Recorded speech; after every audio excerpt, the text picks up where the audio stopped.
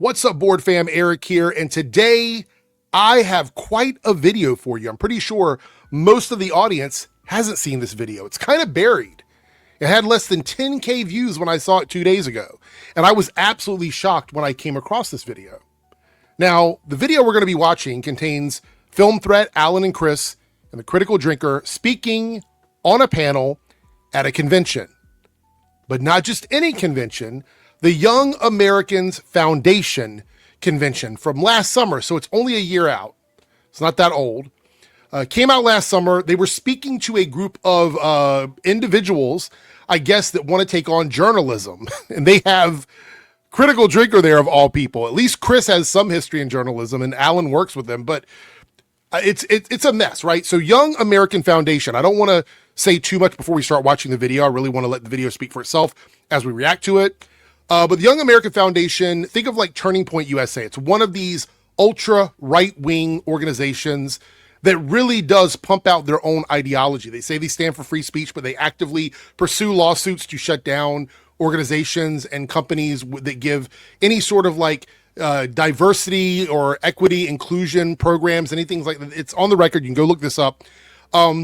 They just don't support LGBTQIA. And I would say they probably don't support most diverse organizations based on the things that I found.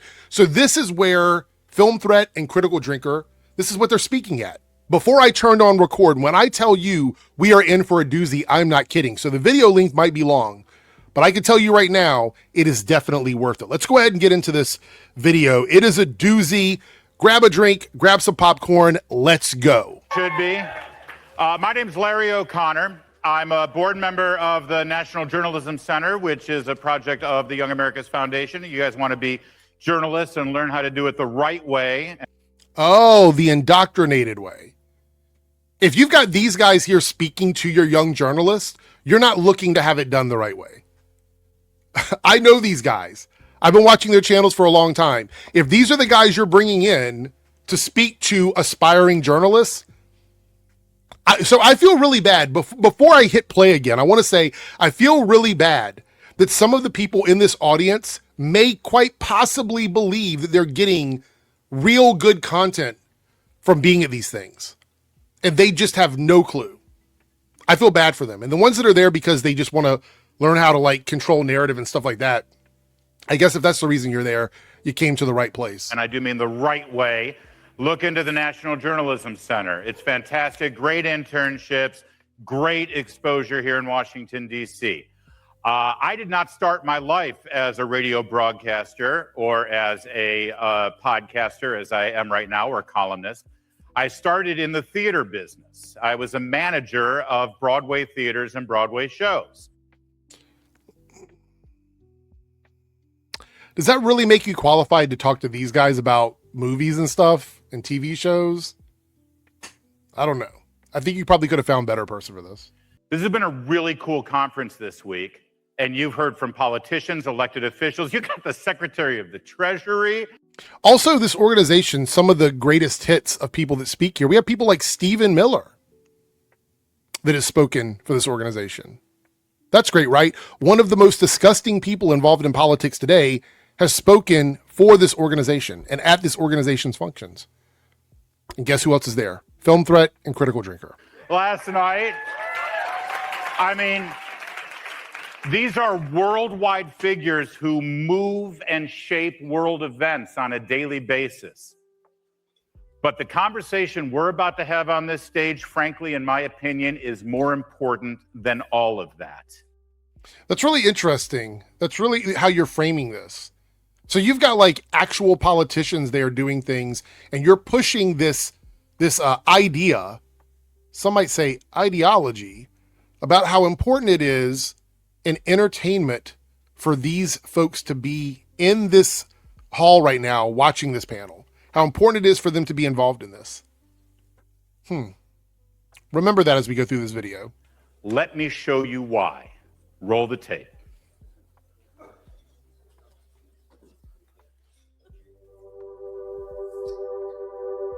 Agatha is the gayest Marvel project yet. You've got. Okay, so before we even get into this, I don't know if it's going to get clipped out. It might get copyright claimed. I have no idea.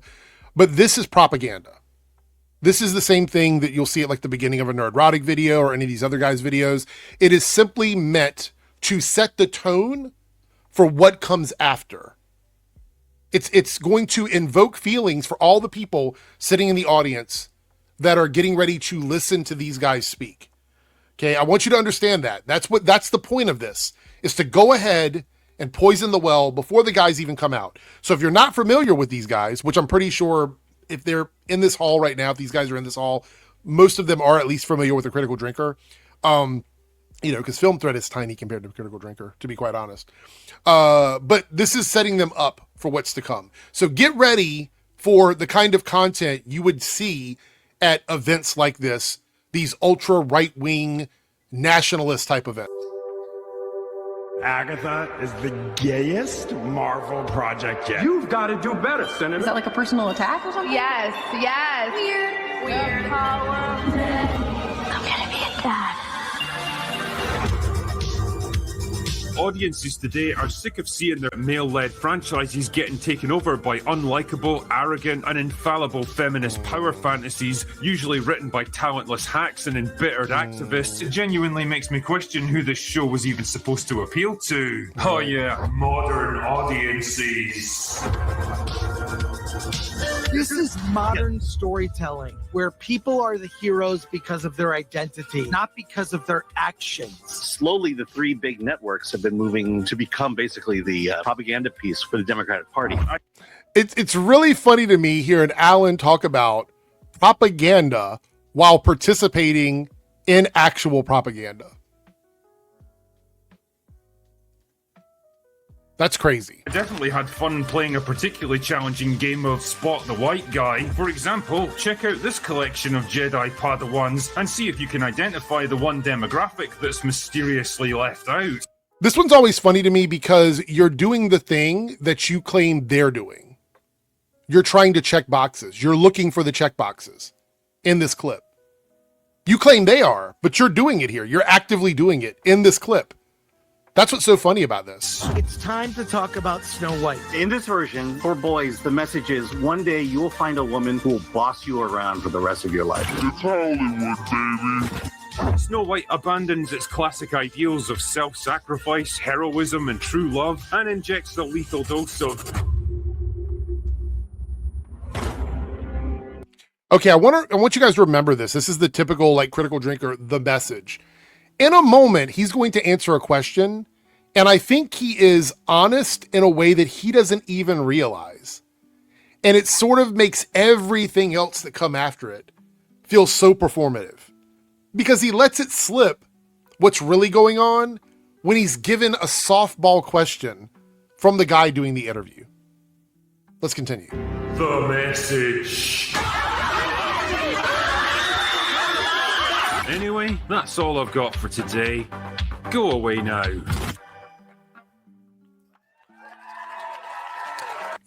They're cheering for that really shitty little collage intro. Do they have brain rot fumes pumping into this auditorium? This hall? Yeah, you better be pumped. The man who plucked me out of my world of theater and put me into political commentary, radio hosting, and podcasting was a man named Andrew Breitbart. You've heard a little bit about him. Another name you probably recognize for making propaganda materials. Breitbart. Awesome. Great shout out. And he coined the phrase, politics is downstream from culture. He would meet people at Young America's Foundation conferences and found out that these kids, if I may say, want to change the world, want to affect our nation. And he would say, God forbid you go to Washington, D.C. to do that. Go to Hollywood if you really want to change our country. So this is why accusations are always confessions from these groups. Accusations are always confessions. They understand in the way they make content, the importance of entertainment to getting their message out there. They understand that. So this is why they immediately assume that anything counter to what they're saying is counter messaging. but they'll never call what they say messaging. They'll always just accuse everyone else of doing it. DC reacts to what happens in your home. What happens in your house is more important than what happens in the White House. And when DC reacts to what's happening in your house, usually it's because your house is reacting to what Hollywood did about 6 months ago. So let's talk about what's really going on in our popular culture and in the entertainment business. Let me first start with Will Jordan. He is one of the most popular movie and cultural critics on the internet, and you know him better as the Critical Drinker. So to call him a critic is crazy. Like, I know that's what he calls himself, and that's how people, his fans, classify him, but he doesn't really criticize stuff, honestly. He does a shitty podcast with some people, and then he fakes movie reviews.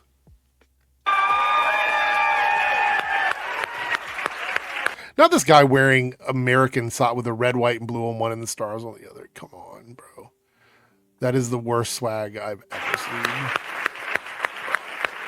seen. Critical Drinker can't even come out correctly. They can't even get him out on stage correctly. Look how awkward this is. He announces him and watch this. Bro can't even find the entrance to the stage. The Critical Drinker. He can't even figure out how to get to his chair. Where are you at? Where are you? Keep clapping. I think he might be drunk. Oh, there he is. Finally. It's the open spot. It's the spot where the curtain is open. There I go, waiting for my cue. The editor-in-chief of FilmThreat.com, Alan Ng, reviewed films and interviewed independent filmmakers since 2013, and the co-host of the Film Threat podcast, Alan Ng. Oh, Pick Me's in the house. Pick me. And the founder and publisher of FilmThreat.com, incredibly influential in the industry and in your incredibly influential. I mean, his videos sometimes get good views. Or homes, host of the Film Threat livecast on YouTube, Chris Gore.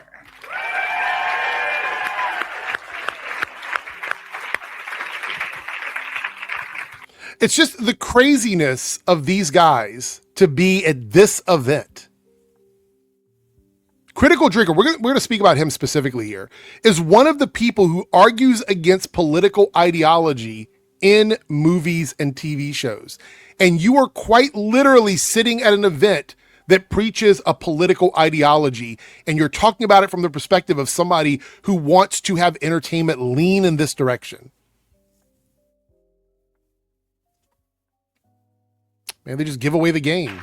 All right, and yes, we are going to have Q&A. I have questions for each and every one of you individually, but my first question is actually for all of you, because as we saw in the video and as I've seen from your content, you address this issue, but there's one missing element.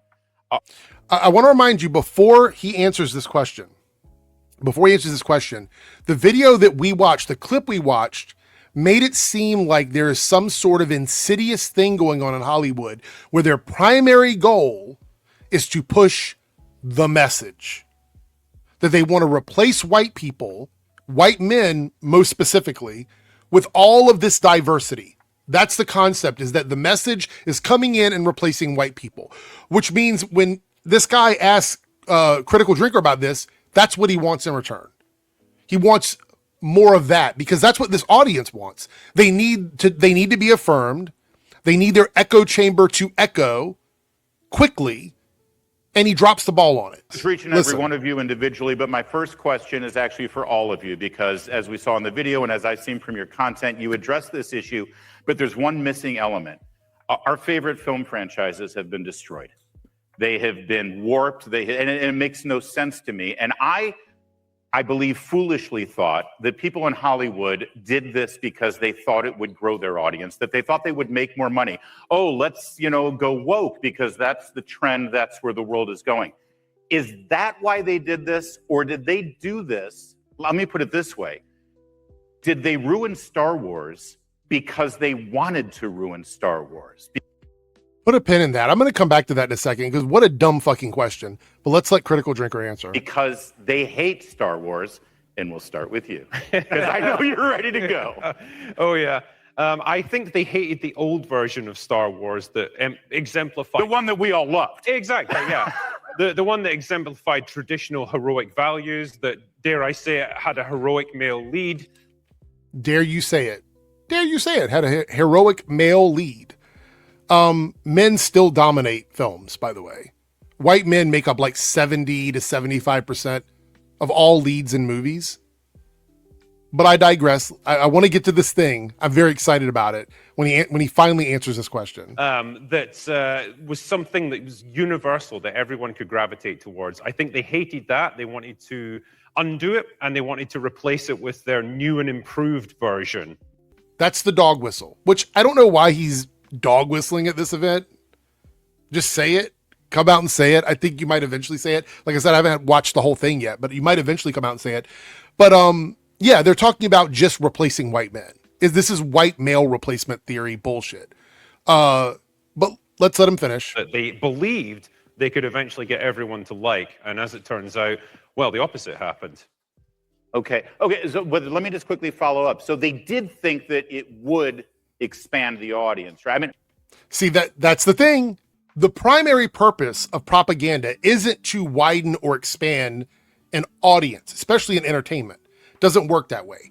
What propaganda does, there's a couple things that it does. You want to consolidate your core audience. You want to get everybody rallied behind one thing,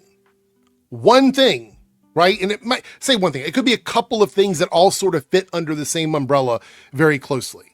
That's what you want. And the secondary thing is you want to make people who do not agree with whatever this ideology is to just get tired of it. Okay. Now, if you want to push that and say that's what they wanted to do, then you cannot also say they were doing it to widen their audience. Those things don't work. You're either going to push away a portion of the audience, and you're going to put out messaging that you want to wear them down with, which is what this audience wants. That's why they want you here. Or they want to expand their audience and they want to make money. Let's see what the critical drinker has to say. Because I've heard some people speculate that they killed Star Wars because they wanted it to die. They actually didn't want people to like it anymore. That makes no, I don't think they wanted to destroy it, because ultimately they do want money, but also... Bam, what does ultimately mean when somebody asks about what your goal is? If somebody says, what is your goal in this thing? And you say, well, you know, maybe this, maybe that, but ultimately it is to make money. Then one would assume that all of the other things don't really matter that much. The ultimate goal is to make money. That is the destination. Now, you might take some stops here and there in your car, but the ultimate destination is to make money. That's the purpose. So when he asked him about this, asked him a dumb question about whether or not they tried to kill Star Wars on purpose, like, what the fuck is that? Why would Disney pay all of that money for an IP just to kill it on purpose? If we're talking about from the standpoint of pushing messaging and ideology, but then saying they wanted to kill it on purpose, those two things don't even ride in the same vehicle. They're not even going to the same place. How the fuck are they going to push messaging through an IP if their goal is to kill the IP? Who wrote these fucking questions? Did Critical Drinkers team write these questions? Where do they come from? Hey, I want to spend billions of dollars on Starfighter Samurai Cat, one of the biggest franchises in the world. And when I get it, I want to use it to push an ideology, but I also want to kill it as well. Well, how are you supposed to push your ideology if you want to kill it? Don't ask those smart questions. Stupid questions only. Let's run this back. I want to be clear here. He glazes over it very quickly because he realizes he just told the truth, and now we have to pivot. Right at the beginning, he tells the truth. Of course, because they wanted it to die. They actually didn't want people to like it anymore. No, I don't think they wanted to destroy it, because ultimately they do want money, but also Hollywood is vanity driven. Oh, so the secondary thing that he believes they want is they want to be praised. So money and praise. Where's the ideology at? Where's the white replacement at? Where are all these things that I saw on your video before you came out on stage? Where's all that at? It seems like ultimately money, secondary is vanity. Maybe you'll say the thing. Maybe you'll say messaging. Let's let him finish. I'm going to let him get a full thought out because I've been dunking on him too hard. I'm going to let him get a full thought out. But if you're not going to lead in with messaging and ideology, then what the fuck conversation are we having at this point? They wanted the applause, they wanted the accolades, they wanted the praise of having brought Star Wars into the new age for a new generation, the modern audience, you might say. All right, so they are guilty of, let's check boxes here. Box 1, they're guilty of doing something because they thought it was going to make money. That's one. And they're guilty of wanting to be appreciated for making good media. That's what they're guilty of, according to Critical Drinker. In response to, why is Hollywood doing this? And did they want to kill one of their most popular IPs on purpose? Did Disney want to do that? And that is his answer. They wanted to do it for money, and they wanted to be appreciated for the work they were putting into it. Wow. I guess they're guilty then. I mean, if that's the criteria, I guess they're guilty. Big brain shit from Critical Drinker.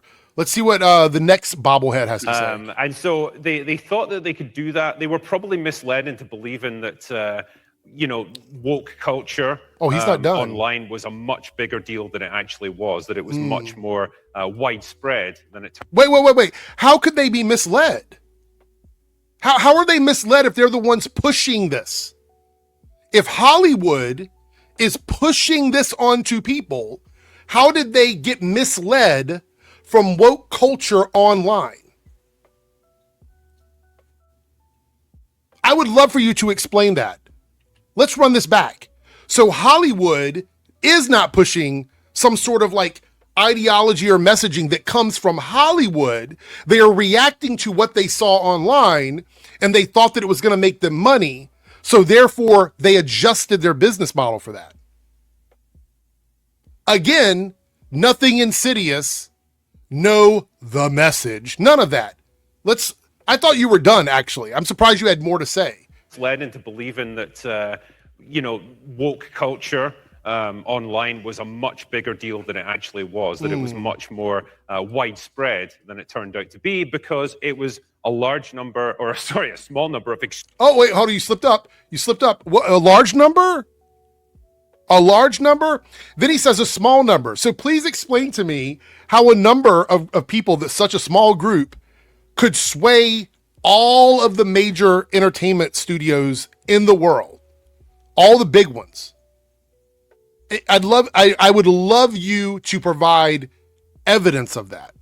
Online was a much bigger deal than it actually was, that it was much more widespread than it turned out to be, because it was a small number of extremely loud people on social media that created that false impression. But they created a false impression. So they fell for it. So they're victims. Hollywood, this is great. So Disney and these studios are victims to bad business decisions.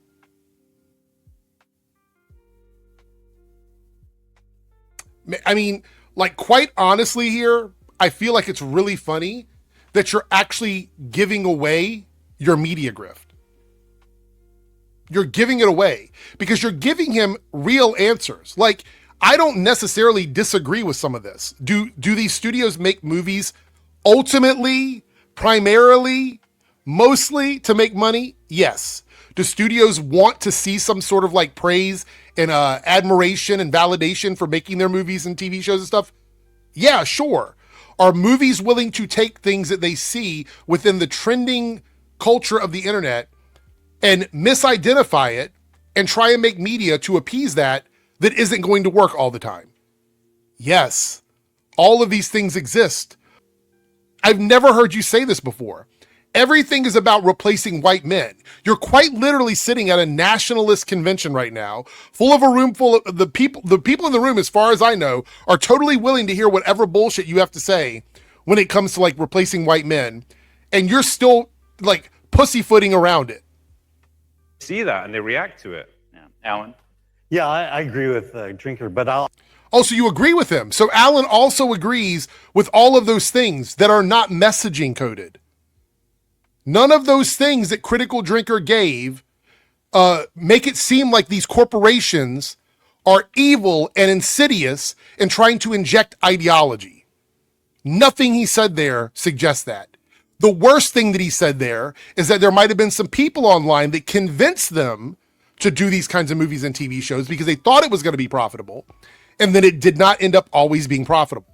That's quite possibly the worst thing. The other two, making money and wanting people to like you for making movies and TV shows, wow. Wow, that's so deep and so dark. I'll take it from a different aspect.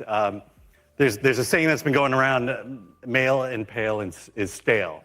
And I think... leave it to the pick-me to just come out and cater directly to all the white replacement people in the audience. Look, I've grown up watching white content all my life, and I have to say, I love it. Oh, I'm sure you do. I'm sure you love it, Alan. I'm sure. By the way, this brings me to another point here. He's admitting that as a man of his age, I believe he's probably in his late 50s, maybe early 60s, if I'm being honest here. I don't know for sure. I know Chris Gore's age. I'm not sure about Alan's age. You are admitting that you were exposed to primarily white entertainment growing up. So when you say you like it, you have no other point of reference because that's the only thing you were given. I've had to eat dirt all of my life, and I like dirt. I like it. Well, have you ever tried anything else? Well, I didn't really have anything else. The only thing they would ever really serve me is dirt. So of course I like dirt. Of course. What else would I eat? Dirt's good. And I think, look, I've grown up watching white content all my life, and I have to say, I love it. And, but it's this idea that... Also, I want to point out, he says white content.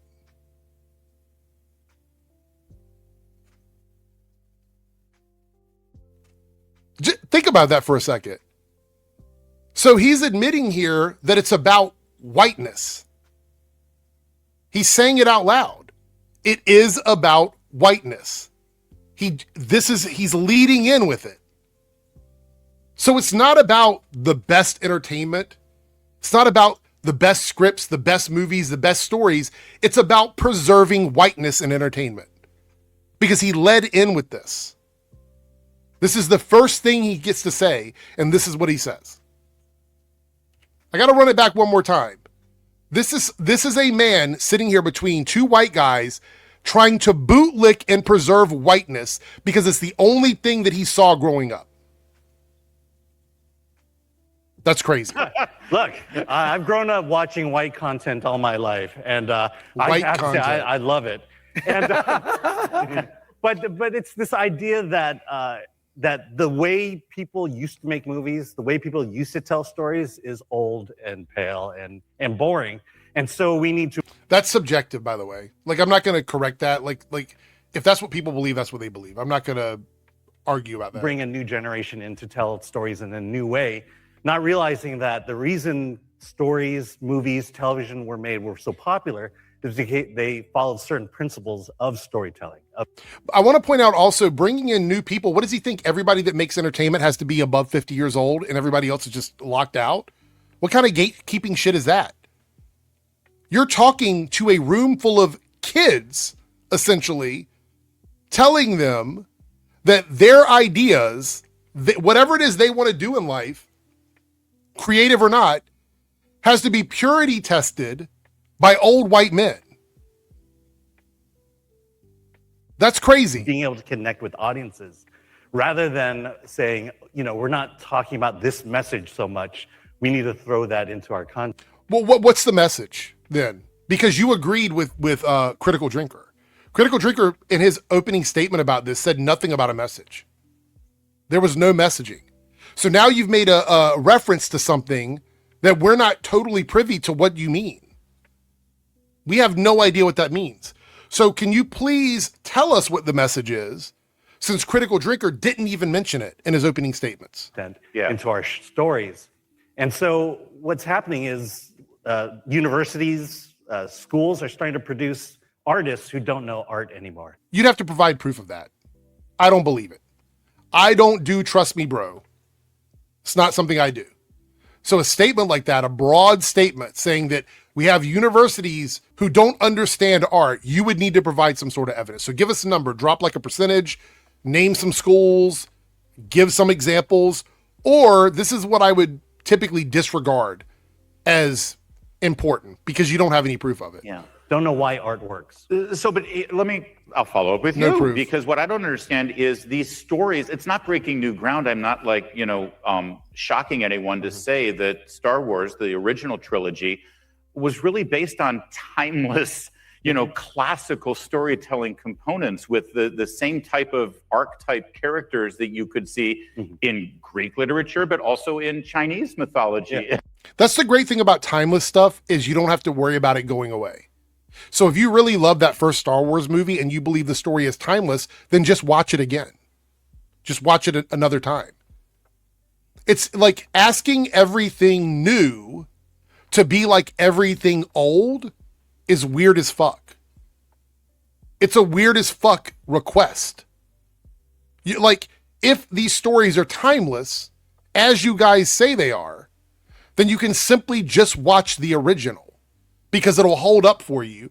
And there's no reason for you to expect other things to come out and be like those things. It's real simple. In literature. So it has nothing to do with the race of the characters. The stories are not white. No. Alan just said white content. So is it or isn't it white content? Which one is it? So far, the three of you are having different conversations. So you got three people trying to have a conversation and they're not all quite on the same page right now. Per se. Yeah.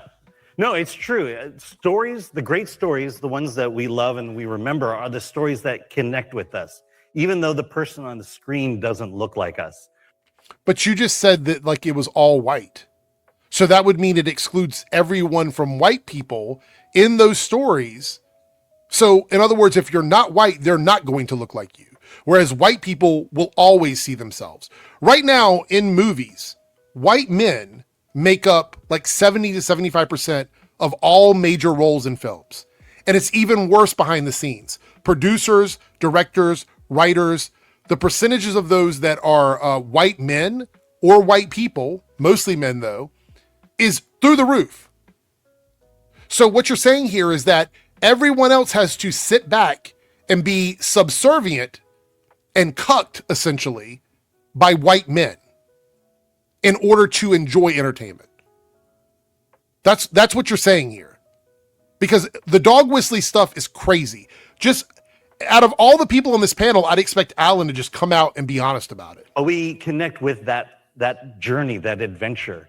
And what seems to be happening in Hollywood now is to say, I'm not coming to you where you're at and as the person you are, but I want to tell you the person you should be. Why would they come to you as the person you are when they're not representative of you, Alan?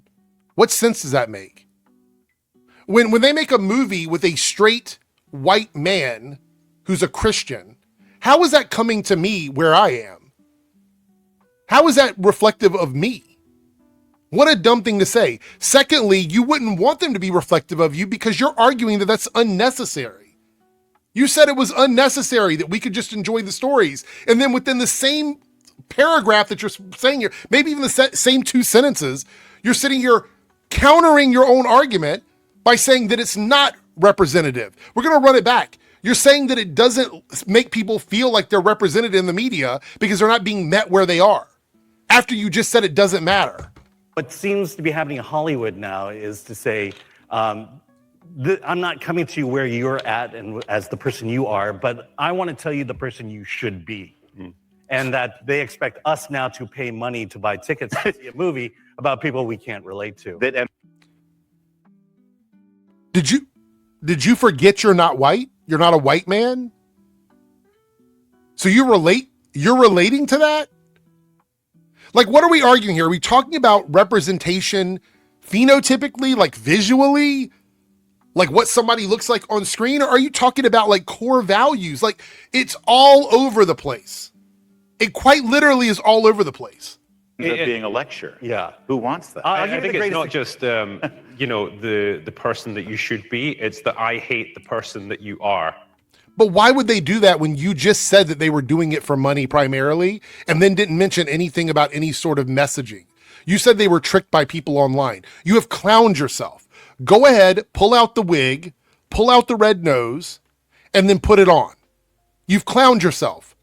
Don't backtrack now. Don't all of a sudden start talking about Hollywood trying to push messaging about how you feel and who you are. Bro, you didn't say anything about that in your opening statement. You mentioned 3 things, and none of them had to do with Hollywood being insidious and pushing messaging. None of it. And I want you to feel guilty about the person that you are. Now, why would they do that if they're not trying to push something, if they're trying to make money, if they were tricked? Why would they do that? That seems a little weird. Weird. I think, wow, isn't that strange that tends to alienate an audience? Of course it does. All right, Chris. Well, I think there's a lot of terrible ideas that have, found their way into universities, being taught to students. This anti-intellectual stuff, this anti-education shit is crazy. Because what you're doing here is you're speaking at an organization that is educating the youth. So you're just circumventing the concept of what a university is. That's all you're doing. You're participating in this misinformation technique that you claim universities are doing right now on this panel. And this is actually then seeded in Hollywood. Oh, and that okay. is that you are only able to identify with someone who looks like you. Okay, so which is it? So let's figure this out, right? So you have the critical drinker on one end who was saying that the studios were misled. They just believed that this was their best business decision. They really love money. They really want to make content that makes people appreciate them. That was it, right? And then over here on Chris's side, he's saying that Hollywood has been seeded and they're trying to convince people that they can only love and appreciate something that looks like them. So he's saying there's something else going on. So according to him on the panel, he's doing the messaging thing. He's the one now doing the critical drinker song and dance here, suggesting that it's not just the studio doing something to make money. Now it's the studio trying to influence people with some sort of negative seeding. Seeding. Love it. And that's a colossally stupid idea. Because... Unless you're a white person, right? If you're a white person and you see that like 5% of the movies that you used to be leading are now led by POCs, then it's not a stupid idea. Then it becomes a 4-alarm fire. Then you have to do shit like this.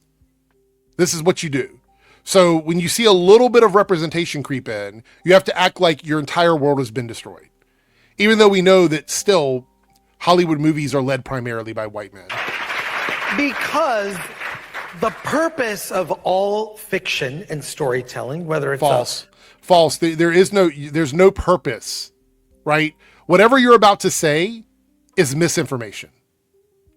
You can't speak, you can't project what you think it is. You can't prescribe to what somebody's sense of fiction is when it comes to stories and what the purpose of that story is. You can't do that. This is bullshit. Comic book, video game, novel, or a movie is that you are able to see the world through the eyes of the protagonist. And it's not the purpose of every story. You're talking about a specific type of story. There are other types of fictional stories you can tell. There's the observer situation, the Watson story, where you're kind of following along, figuring out the clues with everybody else. There's the third person, God's view, God's eye version of storytelling, where you're dealing with an all-knowing external narrator. There's an ensemble, multiple POV narratives that you can follow, not always through the protagonist. Let's not even begin to get into the movies where the antagonist is the main character in a fictional world. There's also the objective way of viewing it. There's a documentary style fictional storytelling component. That's just a few of them that I can think of off the top of my head. So this is wrong. You are pushing an ideology right now This is your own personal ideology being pushed onto this audience. When I saw Alien, with starred Sigourney Weaver in 1979. You wouldn't have seen it in 1979. You would have been 13 in 1979, Chris. Because you were born in 1965, unless that's wrong, online somewhere. I looked it up several places. I believe you were born in 1965. I'm not going to harp on this too long, but you didn't see that movie at 13, unless your parents were taking you in to see movies, like horror movies like that at 13 years old. Maybe they were. Maybe they were. But I also love the fact that you're going back to the Alien franchise.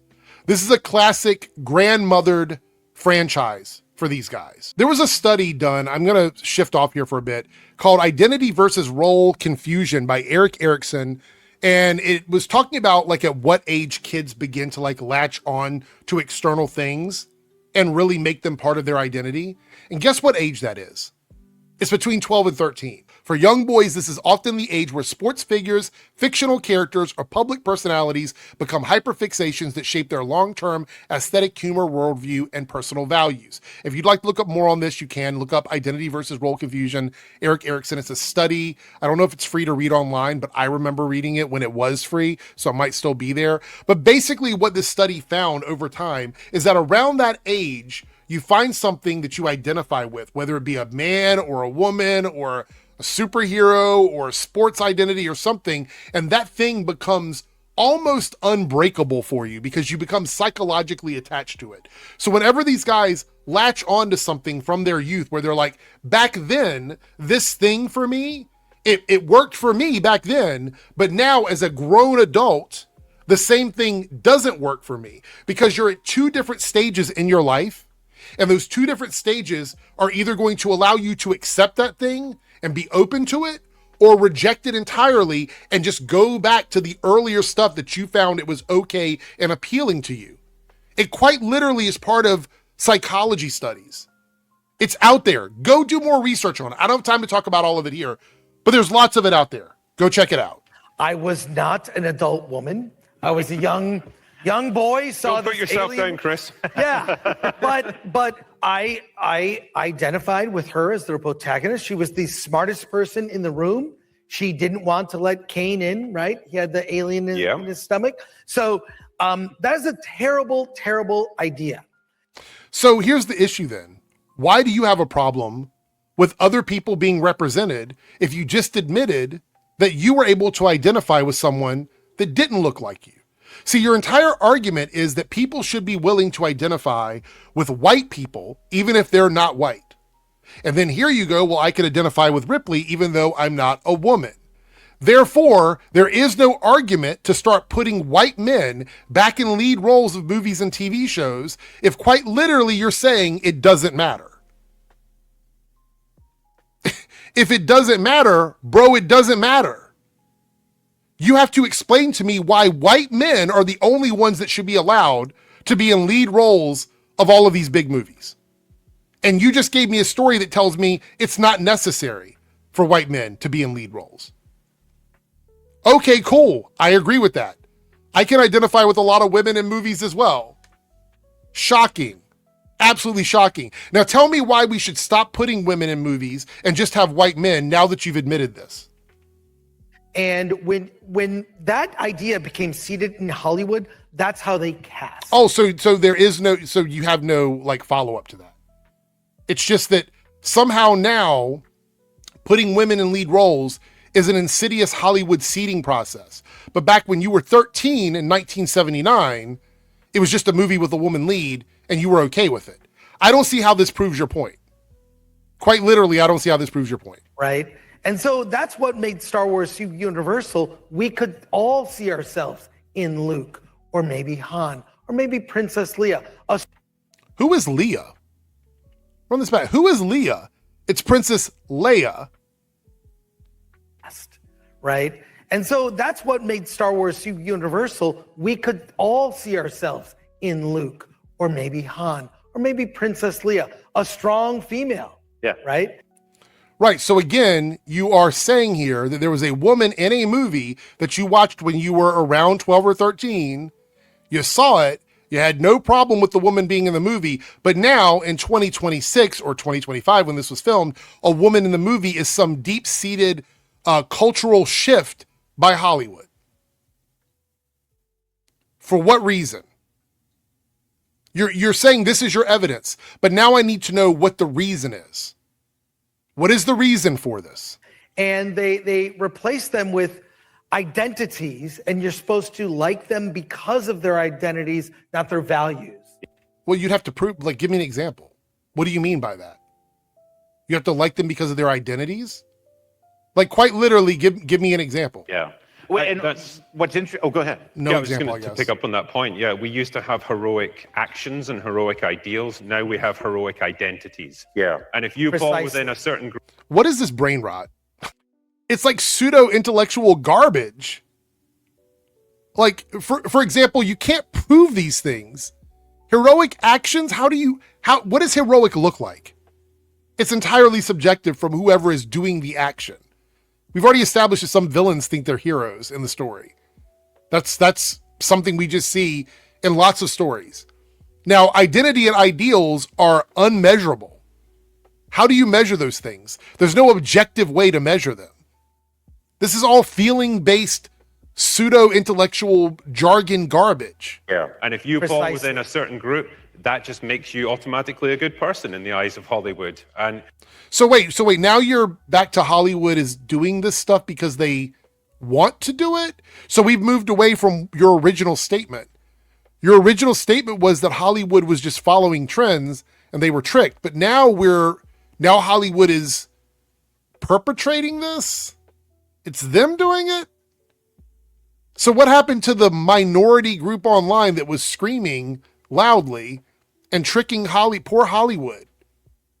Now Hollywood are the villains in the story that changed with no explanation whatsoever from Critical Drinker. it becomes so formulaic because if it comes down to an argument between certain people, I can tell based on the demographics of the people involved who's going to win, who's going to be ultimately proven right, who's going to be the morally better person, because that's the set of rules that now Hollywood has to adhere to.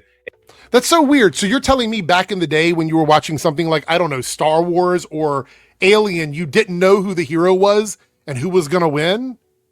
You didn't know back then? Based on the story that you were watching?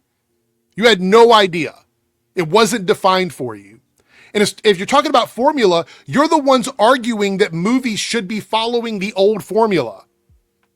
You're saying formulaic like it's a bad thing when you're quite literally sitting on a panel saying they should be following a formula. White leads, certain types of action movies, certain type of stories. Why can't Hollywood just do the stuff they were doing before? You are begging for a formula to be followed while now being mad and saying Hollywood is following a formula.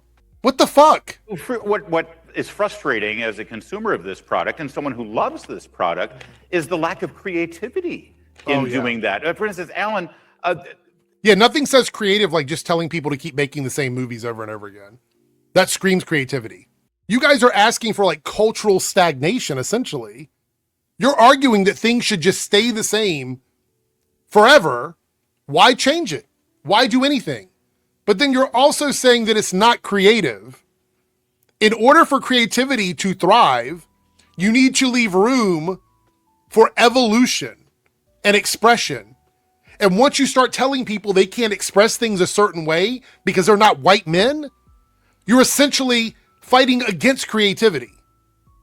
And if somebody does something creative that you don't agree with, you just assign some sort of like narrative to it. Like calling it a message or Hollywood is seeding things. Even though you have someone like Chris Gore that admitted back in 1979, he watched women in films and it didn't affect him at all.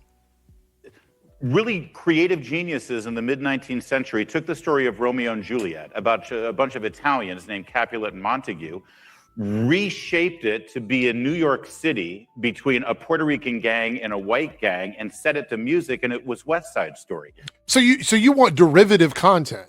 Like, you're not asking for creativity in the sense of like new things.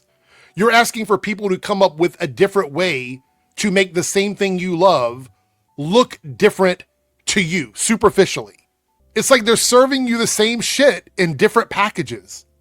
You're going to Burger King and you're getting the new Burger King bag instead of the old one. Man, they're so fucking creative. Awesome. Story is the same. It's still compelling. It's still transcendent, but they were creative about it. Yeah. But when you do Ghostbusters and just make everyone a chick, that's not creative. That's your opinion. I'm not a fan of 2016 Ghostbusters. I think there's some really bad stuff in there. But the people that made it were doing something different and creative. It just didn't resonate. And that's fine. It doesn't mean they shouldn't get to do it. So you're arguing against the ability for people to make things, which is anti-art and anti-creative. Yes, it's not. It's not. But and it's really funny. We're in 2025 and they're still talking about 2016, man. It was a decade ago. It was 10 years ago, man. Well, can I say something about what Will just said? You mentioned identity. There was the recent Jurassic Park movie. Yes, I saw it because I had to tell you about it. We're all in therapy for it I now. knew exactly what would happen because of who the people were in the story. That young family, none of them were going to die. Now, there's a movie that's celebrating its 50th anniversary, Jaws, coming to theaters in August. This is always so fucking sus to me. When you take a newer movie, something relatively recent, and you go, it's not as good as one of the greatest movies of all time. So what is the comparison? That's not one-to-one.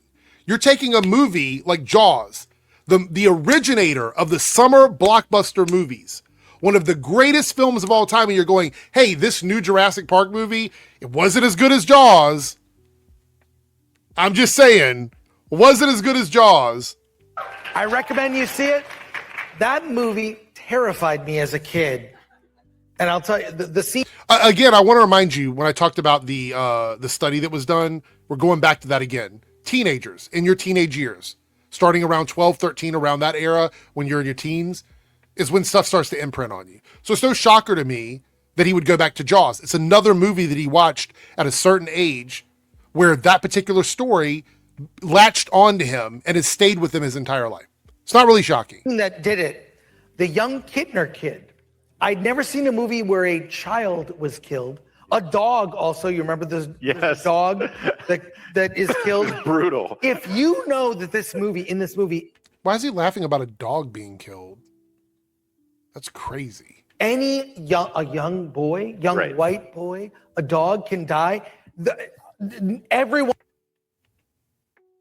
Let's hear that again. Is killed. Brutal. If you know that in this movie, a young boy, white boy, a dog can die. It's just weird the opportunities they choose to push out the racist shit. It's weird opportunities because sometimes they go in on it and sometimes they don't. And then sometimes it just gets dropped in the middle here. Everyone is in fear, right? Anyone could die in this movie.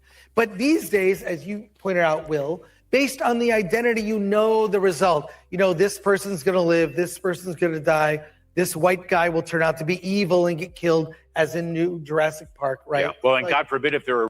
So what's wrong with the white guy being evil? What's the issue with that? Like, oh no, some white guys are evil in 2025. Crazy. As if we haven't had white evil characters for years. Right. Religious figure. Yeah, You know they're the villain and the molester and the murderer. What the fuck? Bro, what? Why would you even bring that up? I mean, just for the record, just to be clear here, it is a big issue. There's a documented, long-running systemic problem within the religious faith, religious institutions, involving thousands of perpetrators, tens of thousands of reported victims over several decades. But even so, what movies are you watching where it's happening enough for you to even mention it? Yes, look, I am not religious. I consider myself culturally Christian. But, when I look at even the most Spider-Man 2, there is religion, patriotism. Aunt May goes to church. So it's funny, religion and patriotism. This is an ultra right-wing organization. I said nationalists. I don't know if they're Christian nationalists. After a little bit of digging, it looks like they don't necessarily call themselves a Christian organization, but a right-leaning political education organization that frequently advocates for Christian social principles and religious liberty. But I would say that makes them a religious organization. It's weird how all that has disappeared in, what, 15 years? Yeah. Go back and watch Spider-Man 2. Wait, you're going to have to be clear because there's like 5 different Spider-Man franchises. Tobey Maguire's Spider-Man 2 with Doc Ock. Oh, of course. You're looking for the easy cheer. Bringing up one of the best Spider-Man movies of all time. Possibly number 1, sometimes number 2, if you're a variety and you're ranking Spider-Man movies. But I would say most people consider it to be one of the greatest Spider-Man movies of all time. So, yeah, pause for applause. They re-released it recently. Some Tobey Maguire Spider-Man fan. Wait a minute. They re-released it recently? Are you about to make the case that they would never support something like that? But then they quite literally re-released it recently. Why would they re-release something if they're trying to hide the fact that there's Christian and political values in it? Why would they do that? First of all, it's one of the most popular Spider-Man movies of all time. So I think most people of a certain age have seen it. And if they're re-releasing it, they're hoping younger people are going to watch it, meaning they'll see the political and Christianity stuff in it. Let's run this back. So you're going to argue they don't do this anymore. I want to run this back, but you're going to talk about a re-release of it. It's weird how all that has disappeared in, what, 15 years? Yeah. Go back and watch Spider-Man 2. Wait, you're going to have to be clear because there's like 5 different Spider-Man franchises. Tobey Maguire's Spider-Man 2 with Doc Ock. Right. They re-released it recently. Some Tobey Maguire Spider-Man fans out there. The fact that religion was even mentioned, I think if you did that now, it would be surprising. So, but they just re-released it, bro. They just re-released it, according to you. Let me see what the actual date on that was. When did they re-release Spider-Man 2? I want to find out because I'm just very curious. So they put it back out in theaters September and October of 2025, and they actually aired the extended cut Spider-Man 2.1 in 4K last year. But they would never do that anymore. They're so ashamed of Christianity and political stuff. They would never, ever show you Spider-Man 2 like that again. But by the way, it's out in theaters 2 months after they did this panel. But they would never do that again. Come on, man. Like, this is so fucking easy. What the fuck are we doing here? So, Alan, do you think that at the studio, like, because we keep saying they're doing this, name names. Who are they? Is it the studios? Is it the individual creators? Who's driving this? Well, I mean, ultimately it's the studio because they have the money. And I'm talking about the big studios, Warner. So again, we've now moved away from the studio wanting money and being swayed by the public to the studio are the ones that are corrupt and doing all of it because they have the money. Brothers, Disney, Universal. And that's why we are Film Threat. We champion the independent because they're the ones who love films. That's like you're making a statement that you have no absolute proof of, right? You don't know that. You do not know each individual independent creator's reason for making movies. Matter of fact, recently there's been a couple of movies made independently that are definitely politically and socially incentivized for existing. So this is bullshit. And want to tell their stories in their way without being beholden to the studio. Because that's what's going to happen. Let's say you have a great story idea. You want to make it a big movie and you go to Hollywood. Well, they're going to buy your script, so you no longer have ownership of it. And then now they have say as to how your story is going to be told. And it's going to be told in a way that you never imagined it would be told. You don't know that for sure. Could that happen? Yes. Does it happen every time? No. Yeah. I don't know if I answered your question, but that's who they are. Okay. Because they're the ones who have the access to the big theaters. Right. So again, the studios, according to Critical Drinker, were swayed by some people online that tricked them into thinking they could make money. According to Alan, the studios are the one perpetrating this and doing all these things because they have money. You see how none of this adds up? And they're the ones that, the movies that we all talk about. And do they have is their political or cultural agenda superseding what actually paid for all of those big buildings that they work in? Yeah. Yes. Yeah. Yes. Yeah, I mean, I would say that there was an event that occurred in 2016 that kind of fundamentally shifted the way Hollywood viewed the public. And then there was a global event that happened in 2020. Hamilton won the Tony Award. I don't know what happened, but two events in 2016. Really, wasn't it? But for some reason, the Hollywood studios became afraid of bad news on the internet. Huh. And so... Wait. Hold on. I thought that they were following through on stuff they were hearing on the internet. The things that they wanted to participate in on the internet. I thought that's what they were doing. Now it's bad news on the internet that prevented them from doing the right thing. Because if they were changing their entertainment because they didn't want to get bad news on the internet, then that would suggest that it wasn't them doing it. They weren't the source of it. So I'm really hoping that you connect the dots for me, because the next set of sentences from you should explain how Hollywood went from being victims of online people telling them what's going to make them money to the ones telling people online what they should be doing by seeding their films and TV shows with bad energy. I would love for that to be the next thing that comes out of your mouth. You know, we'll probably talk about Gina Carano, but that's exactly what happened. Yeah. You know, someone just expressed an opinion, and then the media took that, framed that story in a way that made her sound like a horrible anti, right? And then ran with it and got her fired. And that's kind of what's been happening in Hollywood since the middle of the last decade. I feel like... All right, so that's a gross misrepresentation of what happened with Gina Carano. The media is not responsible for things that she did on her personal accounts. This is wild. If you do something and then you're held accountable for doing something, it doesn't matter what the media says if you actually did it. Keep in mind that Gina Carano got in trouble for multiple things and was given multiple opportunities to correct the behavior. And she chose not to do it.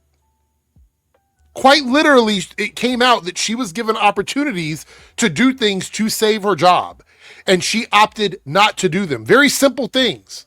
So let's talk about what Gina did. In February of 2021, Gina Carano reshared a post on Instagram that had an explicit comparison between being a conservative Republican in the US and being a Jewish person targeted in Nazi Germany. That's quite literally what she did. The prior controversies is that she did the pronoun bio thing where she put beep, bop, boop when she was talking about pronouns, which was a known thing that people were doing online at that time to mock trans people. She was questioning lockdowns and vaccine mandates. She was spreading 2020 election conspiracy theories. That's just a few of the things that she did. Quite literally, that's what happened. And she didn't get fired. Again, her contract was never renewed. There was never an issue where she had signed a contract to do something and then the contract was dissolved and she was let go. That's not what happened. This is such a dumb thing they keep bringing up. I feel like things might be changing. Yeah, well, in case you guys have been buried in other things, it was announced last night that Gina Carano has reached a settlement with Disney. I remember this. She wasn't fired. I mean, there's no way to interpret this settlement with the language of the statement Disney released other than a complete and total victory for Gina Carano. Yeah. Right? No, that's not what a settlement is. A settlement is a settling. There's no trial. Both parties walk away, neither one of them claiming a win or a loss. That is quite literally what settlement means. I would have liked an apology from Victory. Yeah. Sorry, from Disney. Exactly. I think You don't get an apology in a settlement. The reason why you don't see a formal apology or any sort of apology in a settlement case is that can be interpreted as an admission of guilt for one side or the other. It could also mess with insurance, things like that, financial risk, reputational risk for either party. When you reach a settlement agreement, it usually comes with some form of like an NDA, which is why even now, here we are in 2026, Gina Carano has not really talked about it. Disney hasn't really talked about it because you can't do that. What a dumb fucking thing to say. They came as close as they could to saying sorry without actually saying it. Right. Because you don't do that in a settlement. Wording was that Gina Carano was very liked and respected amongst the people at Disney. Bullshit. Well, at least of her cast members, which I do believe, by the way. I think for most a lot of people, like people like Jon Favreau, who ran The Mandalorian, I think very much respects her and wants her back. Yeah. You don't know that though, bro. You don't know that. If Jon Favreau wanted her back, they would have her back. And it's crazy now because it's been almost a year since this panel was out, and she could have had opportunities to come back by now in the current political climate, and she's not been back yet. She ain't never coming back to Star Wars. But yeah, hopefully the sum of money that they were forced to pay her was extremely large because she deserves it. Yeah, she wasn't forced. They settled. They offered. They weren't forced to pay her anything. In a settlement, they offered to her a sum of money, and then she would have to agree to the sum of money. That's how the negotiation would work. And then they would give her whatever it is they agreed to give her. They weren't forced to give her anything. They could have gone to trial, and they chose not to. That's how settlements work. She lost her career. Yep. From this whole thing. Yeah. So no, she cost herself her career in this. This was like the victim narrative is crazy. Is this a game changer? Do you? Because I saw that as a huge development. Is it the fact that she got this settlement, or I'll say won the settlement? No, she didn't win a settlement. There's no such thing as winning a settlement. There's no such thing as winning a settlement. Quite literally, a settlement is where both parties settle. I had to go over this a lot last year when this happened. A lot of these idiots on YouTube and on social media did the same dumb shit. There's no winning when you settle. You quite literally don't go to trial, and people don't admit fault. So if there's no fault admitted, then no one won anything. The changer, or the fact that she was willing to fight and she was supported in that fight, the game changer. But she wasn't willing to fight. That's why she settled. Holy fuck. You can't make it easier for me. Super easy. She got online and begged a bunch of people for support because she was going to expose Disney and Lucas for all of these things they're doing. And a bunch of people got on board with it because they quite literally wanted to see whatever came up in Discovery, which would have been the real shit. I would have been interested to see. If the things she was saying about Disney, the treatment that she has, all the people that supposedly were affected by this, if all of these things were going on behind the scenes, then exposing them would have been fighting. She did not fight. She literally cashed out. She turned the chips in. She scratched off the lottery card and she turned it in. She did not fight. She had support from people who wanted her to do things because they don't like Disney and they don't like Star Wars. The same reason these guys don't talk about Gina Carano anymore.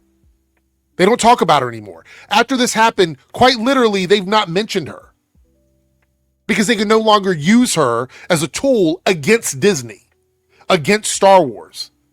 She was useful to them when she was running this, when she was trying to do this thing. They would have had her on their podcast every weekend if they could have.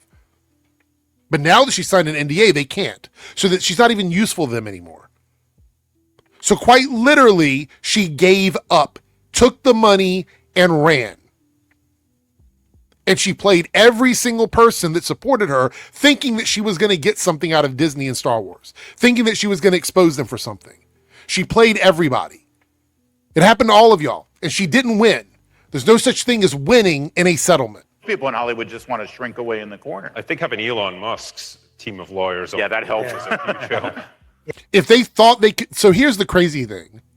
She saw the money that she was being offered, and she thought that it was worth more to take that money than to take Elon Musk's lawyers and fight Disney. Meaning that the people that she was being represented by told her it was a good deal.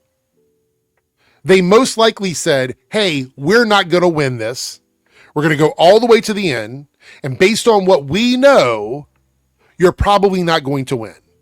And what they're offering you in money is good money. It's more money than you will ever get working on a movie. So take this money, be quiet, and you're good. So it's no longer about doing the right thing or exposing Disney or fighting against the wokeness. She literally cashed out and walked away from the battle.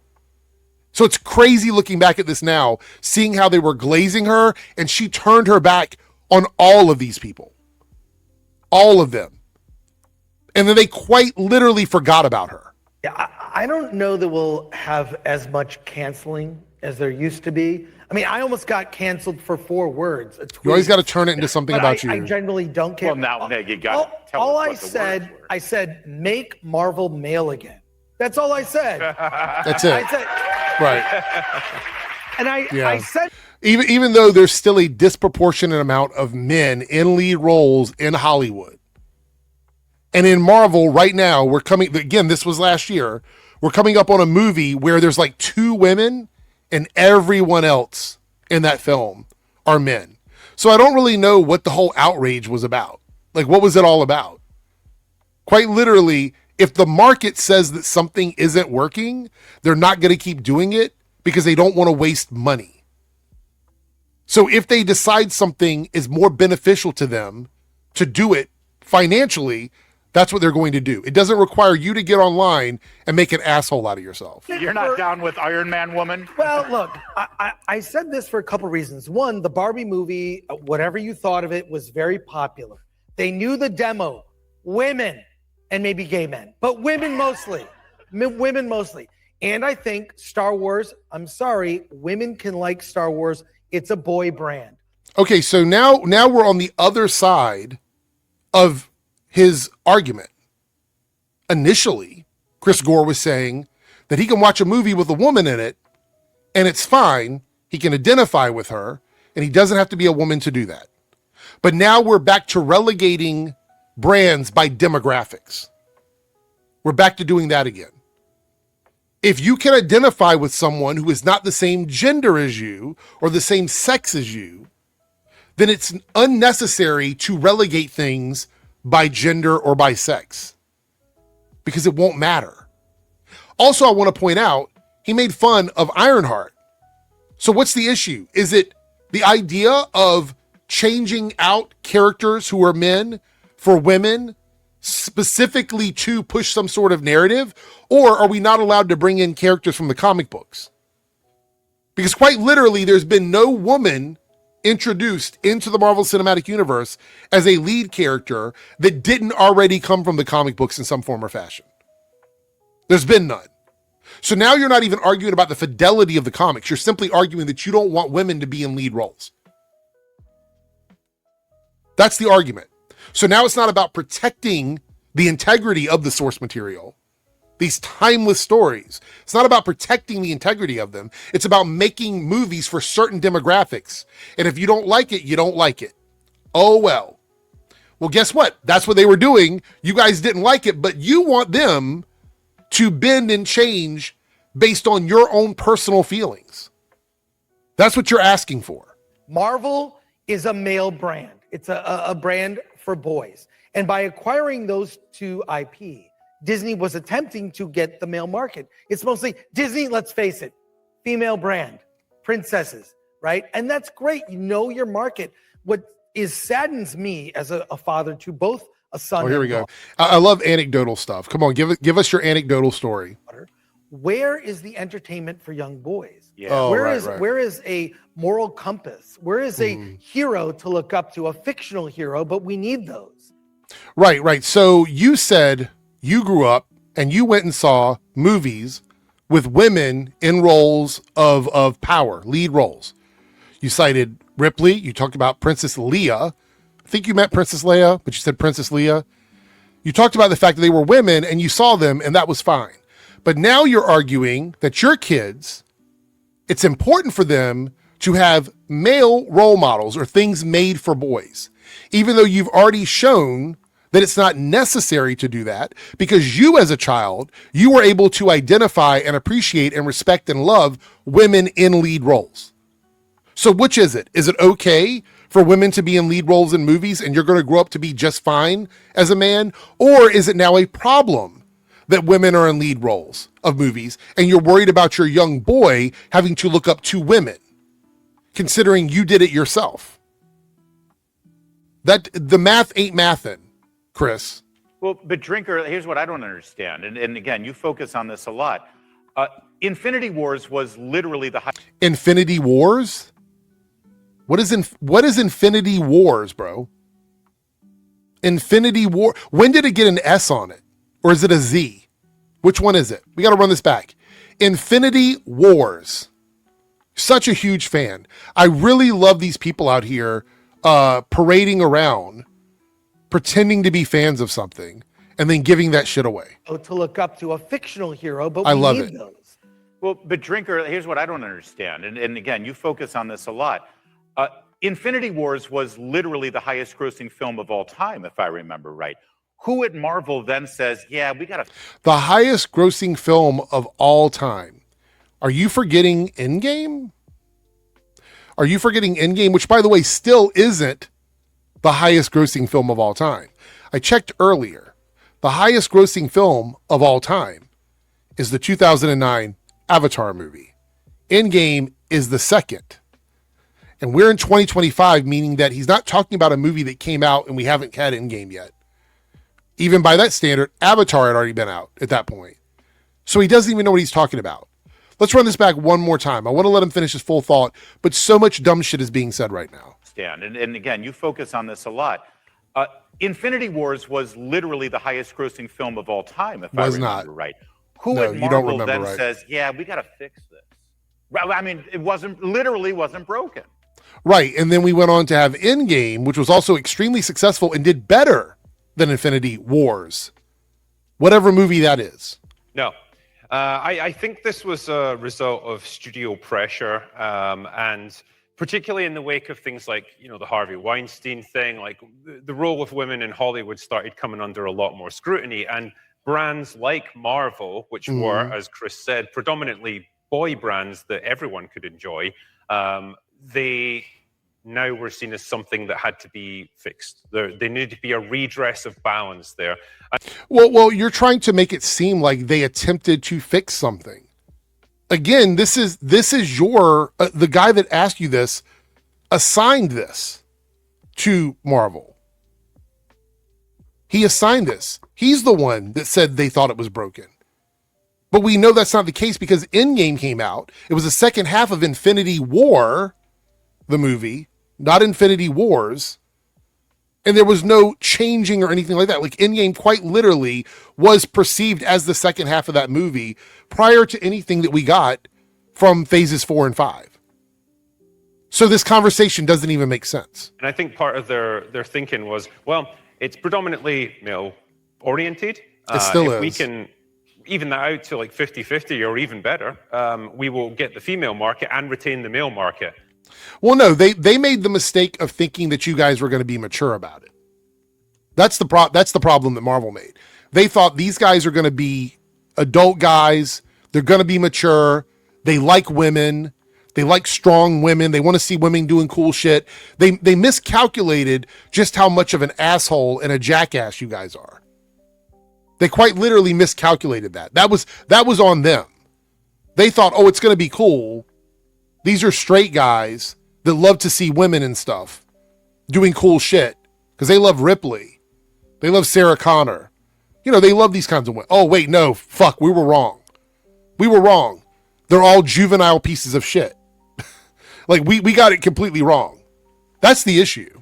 Which turned out to not be the case because they produced a lot of female characters that were really rushed, poorly written. No, they weren't. These were all characters from the comics. They're all characters from the comics. A lot of the women that we saw were very similar, even more similar in some ways than the men that we got in the Marvel films. So this is bullshit. Uninteresting. Right. And people don't gravitate towards characters like that. Yeah. So it's understandable that they might want to expand their market or expand representation or what have you, but instead of creatively actually building something organically, they just warp something that's already working. You're saying a bunch of dumb shit. They didn't warp anything. They brought in characters from the comics that happen to be women. How is that warping anything? That's quite literally what you guys are asking for. You're saying you want these stories to be told, as close to the original as possible. And Marvel brings in women from the comics. You're like, oh no, that's not what we meant. Not with women. We meant we don't want women. We want men as close to the story as possible. And women to be just subservient to the men. If you give them any agency, that's a problem. It's just dumb bro talk. They tried to have an instant franchise of female characters, and it didn't work. And the thing is, now they would kill to be getting billion-dollar movie hauls, It's really funny because we quite literally are in the midst of maybe the biggest movie of all time with Spider-Man Brand New Day. Every few months, they can't even hope for that now. They're Oh man, how wrong you are. Brand New Day is doing crazy. Doomsday is going to do crazy. God, y'all look so silly. It's shrunk so much because they've produced such poor quality stuff like this. So we had this big thing that happened in 2016, and back to 2016 again, guys. Fam, we're back to 2016. And the pandemic, of course, in 2020. So we just mentioned Gina Carano. Something else happened this year. And it wasn't a success. It was one of the most monumental failures ever. Alan, Snow White. Yeah. The failures. Here we are. It's nothing like asking three men about a girl brand, right? Asking these guys about a girl brand. So let's listen to the guys explain to us what's wrong with the girl brand, because ultimately that's what they want. Even though the brand is made for girls and made for women, they still believe that men should be in charge of them. So let's hear what they have to say about Snow White. It's probably going to be dumb shit. Let's go. You go with this. Snow White. That was a fundamental failure in understanding your audience. Oh, okay. It was, I don't know. There were pieces there that should have worked. For example, you had the composers of The Greatest Showman behind it. The songs should have been amazing. They weren't. That's subjective. And then you have, let me just go back to why these live action Disney films exist. In my opinion, my theory is they exist to make money for the studio. That's it. Whatever else these guys are telling you is bullshit. Like if he doesn't say they exist to make money for the studio, to sell merchandise, if he doesn't say that, he's just lying. Is that these live action Disney remakes exist because they need to fix Walt Disney. Oh, because that's Walt Disney, the man. The man. He grew up in an age long ago. And things were different then. Patriarchy ran rampant. And so there's these little things that appeared in his movies that, although the world loved them, was problematic. And so now we, as the more enlightened, like racist stuff, things like that. Yeah, I don't think we need to keep that in movies. And if the movie needs it to exist, then we don't need the movie made again. Quite literally. If the relevance and quality of something exists on how much racism it has in it, or something along those lines, it doesn't need to exist anymore. It's fine. If you want to go back and look at the original, you can. But it doesn't need to be remade. If the racism and stuff like that and the treating women like shit is what makes it valid and is the core of what it is, then quite literally we don't need it. Society can come in and fix it. So Disney hates Walt Disney, is what? Yeah, exactly. Yeah, of exactly. Course. And if you go down, yeah, they say this without any proof whatsoever, but it's cool. Whatever. For the most part, most of the live remakes, they're pulling potentially racist things out of it. Yes. Whatever those might be. Whatever they might be, they're quite literally very obvious, the stuff that's racist. But go ahead. The real good remake was Cinderella. Everyone else was just, we got to fix it. Yeah, that's right. Okay, so help me square the circle here. Help me square the circle. If they're making these movies to fix Disney, the person, right? If that's their goal, and that means that they're just not going to be good because all they're doing is pushing some like racial ideology, some feminist ideology, something along those lines, then you shouldn't be saying any of them are good, because it's a bigger thing than just entertainment. This is where they give away the game. Okay. If these things are so problematic culturally to the point where you have to be at a convention, a ultra right wing, somewhat white nationalist, somewhat Christian nationalist convention, if you have to be somewhere like this, then these are problems bigger than just whether or not a movie is good or bad. You can get that anywhere. I could tune into a critic on YouTube. I can go to a convention. I can hear these things in different places without having to be somewhere like this. So if you're telling me like, oh, the live action Cinderella was actually good, then that exception proves that everything you're assigning to the construction of these movies, how they're built, how they're made, it doesn't add up. Everything you're assigning to them doesn't matter. Because now you're saying that it was entertaining enough for you to call it good. Meaning that any sort of like propaganda or anything else they might have in it is negligible because there isn't an entertainment quality. So you've already destroyed your own argument. It's like some Cinderella fans out there. I know. See, I told you, Cinderella is a great remake. Although some of these live actions are more contemporary. For instance, I'm going to go out on a limb here because I have a 20-year-old son. You guys saw the animated Beauty and the Beast? From the 90s. Or the live action Beauty and the Beast? Oh, all right. Oh, that's awkward. That's awkward. You know, this is a really funny panel to me because it's like they want to create a narrative, but they just end up being like four guys talking movies. Like, what are we even doing? So that's interesting because I think in a lot of, I'm going to out my son here. He prefers the live action for some reason. Oh, he's wrong. Yeah. All right. See, there we go. So now we're having a discussion about taste in movies. You see how it shifts? This is the big giveaway. If you're watching my channel for the first time, thank you guys so much for sticking around. It's a longer video. I get that. If you're still watching, please consider subscribing, leaving a like and leaving a comment down below. I'm trying to reach 10K as soon as possible. I really want to like get in this algorithm so people can see the exposure of these guys and the absolute clown energy that comes from them. Because here we are talking about some serious shit. Chris Gore talking about Hollywood is trying to indoctrinate people with seeds of ideology, but then we just start making jokes about how good a Disney princess movie is. Like what is the actual standard? What is it? He's already got a girlfriend. All right. Yeah. Well, I mean, the other thing is there's a magic to animation that is very difficult, if not impossible, to replicate in live action. Yeah. And I think okay, so now we're talking about something completely different. Alan is talking about taking animated things and the difficulty in making that translate to the general audience. This is an actual tangible thing you can have a conversation about. Whether or not you think an animated movie translated well into live action. This quite literally is a conversation you could have. But we're not talking about the narrative and the message and the ideology, right? So where are we at there? Are we having a legitimate conversation about quality in movies at a subjective level? Or are we talking about some insidious thing that Hollywood is doing to indoctrinate the youth? Like, which one is it? Because it keeps bouncing around. It's almost like without editing and notes and things like that, these guys can't stay on task. they're weirdly enough in the live action Beauty and the Beast, the animated, it was very simple drawings, but you got the grandeur of this castle. Yeah.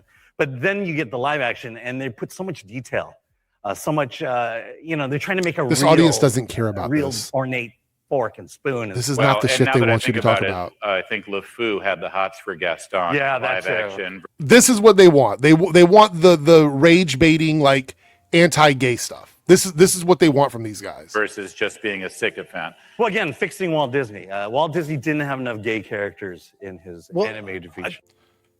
Walt Disney didn't have enough. Are you even listening to what the fuck you're saying? Are you even listening to this? If we're talking about Walt Disney media, we're going back to like the OG stuff. People were not legally allowed to be gay. Quite literally, there were laws in the books that made it illegal to practice being gay in the United States. In every state. There were sodomy laws designed to prevent people from having relationships with other men, gay men having relationships together, because if they suspected you of doing something when it comes to like a sodomy law, they could just take you in, effectively preventing you from being gay. Because it would police your mannerisms. It would police the way you dress. There was actually a code in movies for decades that made it impossible for you to have an openly gay character in your film. So what the fuck is Alan talking about? Not enough gay people. Quite literally going all the way up until Beauty and the Beast. At that point in time, gay people were dealing with discrimination during HIV and AIDS, the epidemic that hit in the 80s and 90s. We go a little bit further up to the like 97. You had Ellen, when she came out, she lost sponsorships from people from coming out. We had Matthew Shepard in the 90s. So all through the duration of Disney, all the way up to the Beauty and the Beast era and beyond from that, we were still dealing with gay discrimination at that point.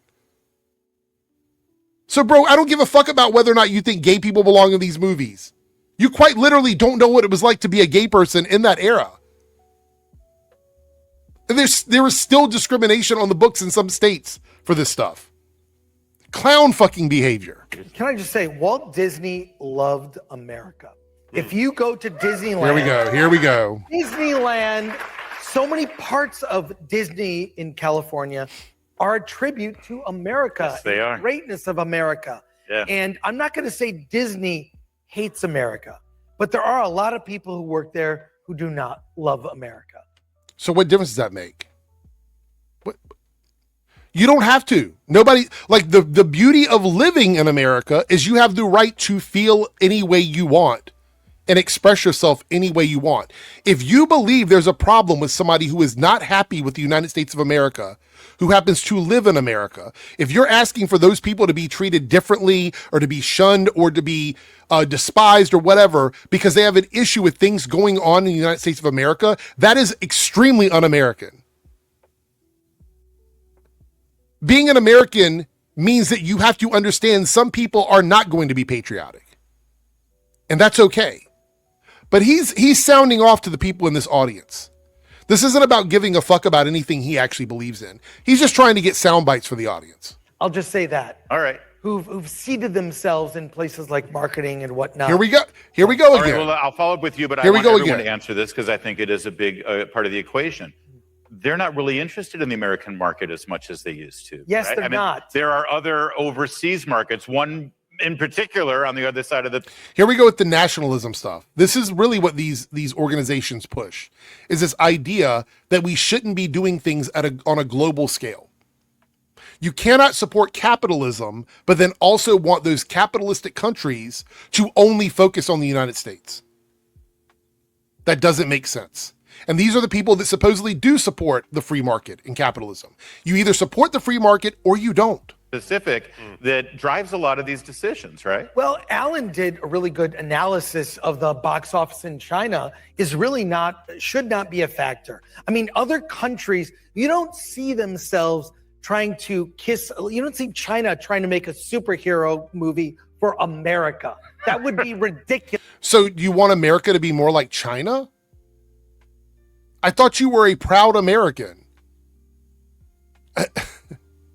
Besides that, media in China that is made cannot do those things because they're not going to tell you.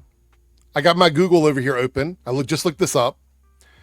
Media in China, the film industry, operates under some of the strictest regulatory and censorship frameworks in the world.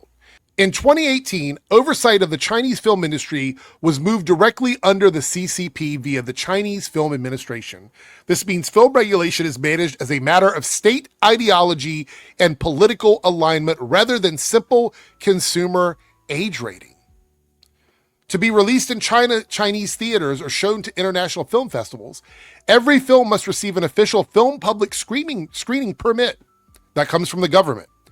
So what Chris is doing here is he's completely misleading the audience into believing that the creative people in China make movies free of any sort of government oversight, and those movies just happen to be extremely Chinese positive films that cater to Chinese people, when in fact they have to make movies that way because the government requires it. Let's run it back here now and hear him bootlick Chinese media and try to act like he's pro-American by asking American filmmakers to make movies more like Chinese filmmakers, because that's very cool. I mean, other countries, you don't see themselves trying to kiss, you don't see China trying to make a superhero movie for America.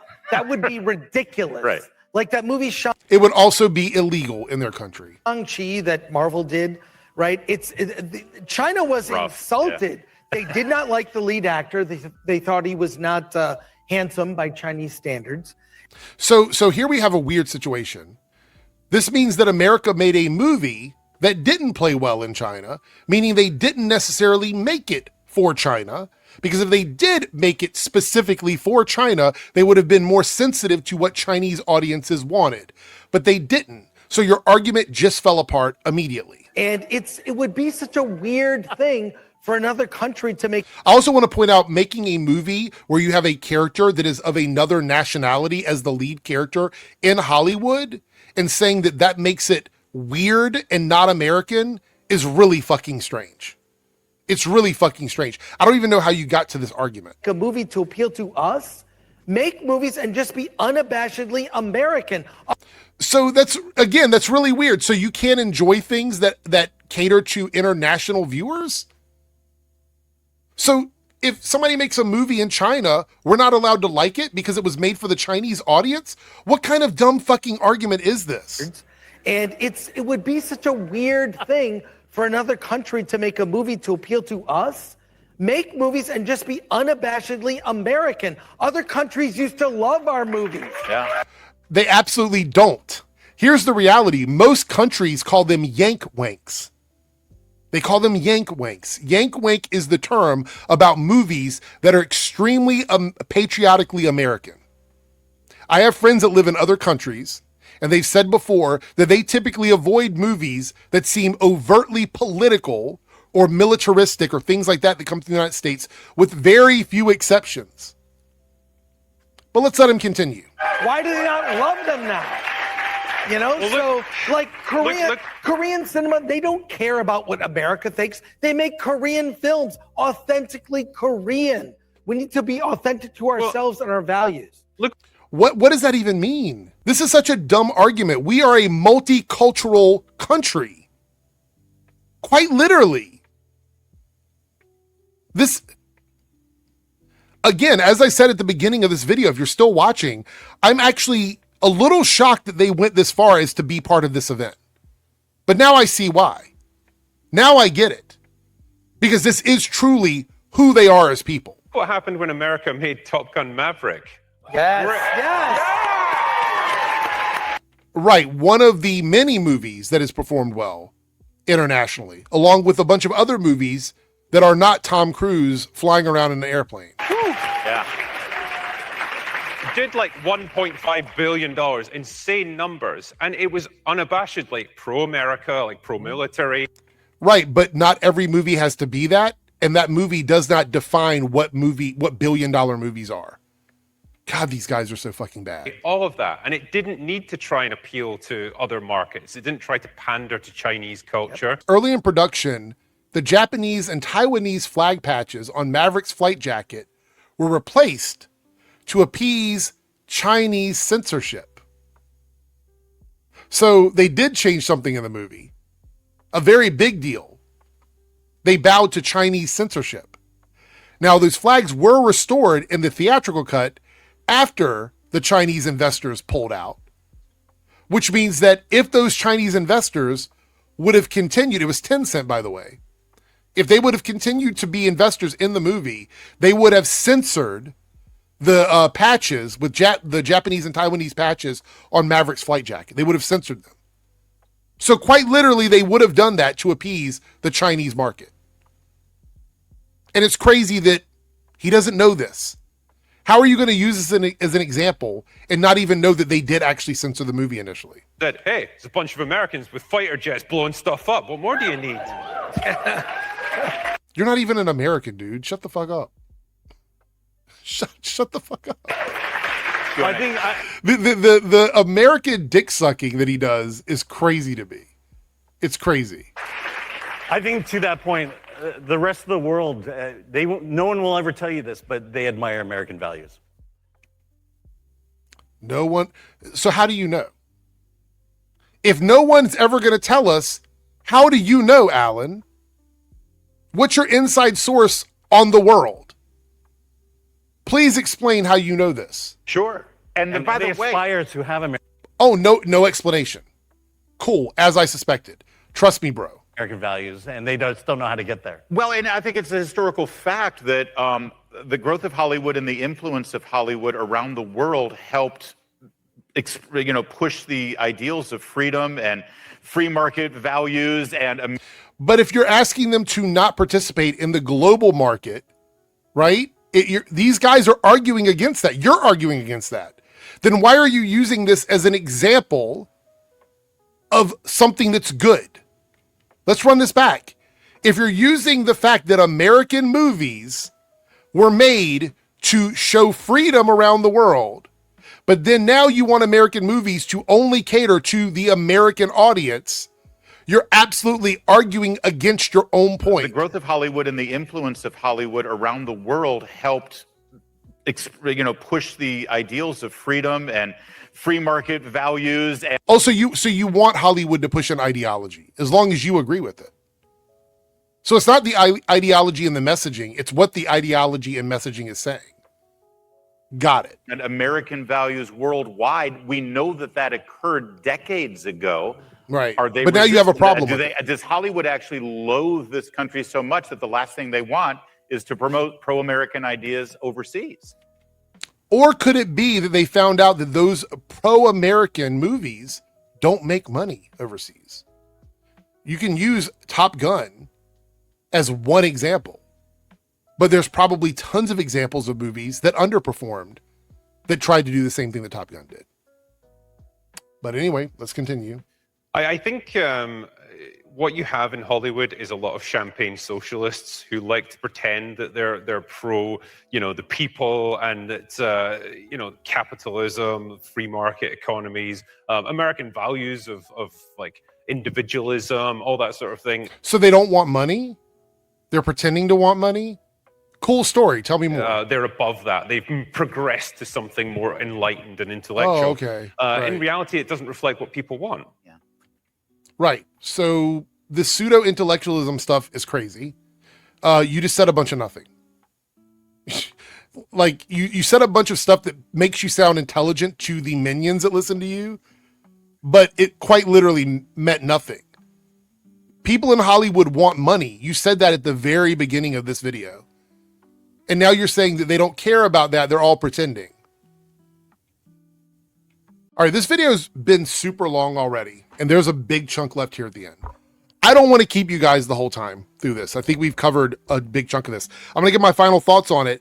But if you want me to watch and react to the rest of this video, okay, if you want that, let me know in the comments.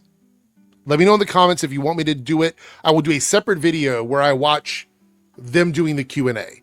Because I really wanted to see it, and I probably will watch it, but I'll wait and see how you guys feel about it before we move on. The crazy thing about this is my closing thoughts. The crazy thing about this is a function designed around like nationalism, Christian values, white replacement stuff, all these things. And you have three guys on stage that are supposed to be on YouTube giving you their honest, unbiased opinions about stuff. And keep in mind, if anybody else in there, like if they saw me or someone else who makes this kind of content go and speak at some left-leaning convention or something like that, they do it with people at Hollywood all the time. People that talk about, they're not happy with Trump. They're not happy with MAGA. They might say something along those lines. They call those guys out. They tell them to shut up. They tell them to not get involved with it. But here they are right in the middle of it. And not only are they just there, they're actually participating in it. And that's the crazy thing to me. They're participating in the propaganda. And so now, this was a year ago. So now, looking at their current content, you see how it all starts to make sense? See how it all starts to come together? These guys aren't just innocently involved in the culture war.